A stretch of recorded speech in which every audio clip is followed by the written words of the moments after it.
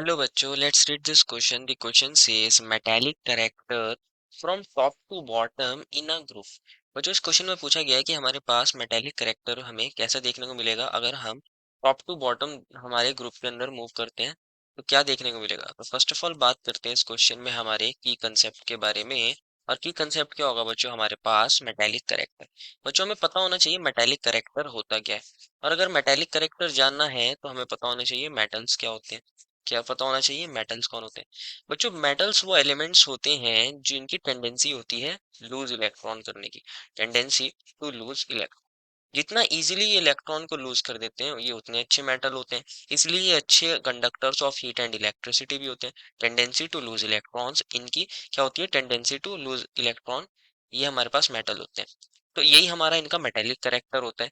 जितना ज्यादा ये इजीली इलेक्ट्रॉन को लूज कर देंगे उतने अच्छे ये मेटल्स होंगे, उतना ज्यादा मेटेलिक करेक्टर होगा। इस वजह से ये good conductors of heat, electricity, lustrous, sonorous अलग अलग प्रॉपर्टीज शो करते हैं। तो अगर हम ग्रुप के अंदर हम टॉप टू बॉटम जाएंगे, मान लीजिए कोई ग्रुप है और इसके अंदर हम टॉप टू बॉटम मूव कर रहे हैं। ये हमारा टॉप था और ये हमारा बॉटम है। जब भी हम पीरियोडिक टेबल में हमारे किसी भी ग्रुप के अंदर टॉप टू बॉटम मूव करते हैं बच्चों, तो हमारे पास देखने को मिलता है हमारा साइज बढ़ जाता है। हमारे एटम का साइज बढ़ने लगता है, साइज इंक्रीजेस, क्योंकि हमारे नंबर ऑफ शेल्स बढ़ जाते हैं। और जैसे जैसे हमारा साइज बढ़ता चला जाएगा, मान लीजिए मेरे पास ऊपर एटम कैसा था, छोटा था। जैसे जैसे हम मूव करते जाएंगे बच्चों तो साइज इसका बढ़ता चला जाएगा, अब ये इतना बड़ा हो जाएगा। फिर इसके पास और शेल्स बढ़ते चले जाएंगे तो इसका साइज और बड़ा हो जाएगा। एंड बढ़ता चला जाएगा जैसे जैसे हम डाउन द ग्रुप मूव करते हैं फ्रॉम टॉप टू बॉटम। तो साइज बढ़ने की वजह से क्या हो रहा है बच्चों, हमारे पास यहाँ पे सेंटर में कौन होगा, हमारा न्यूक्लियस होगा। यहाँ सेंटर में कौन था, न्यूक्लियस था। ये अगेन न्यूक्लियस है और ये न्यूक्लियस है। तो हमारे पास इफेक्टिव न्यूक्लियर चार्ज डिक्रीज हो जाएगा। ये अगर इलेक्ट्रॉन है, इसका डिस्टेंस हमारा न्यूक्लियस से बढ़ जाएगा।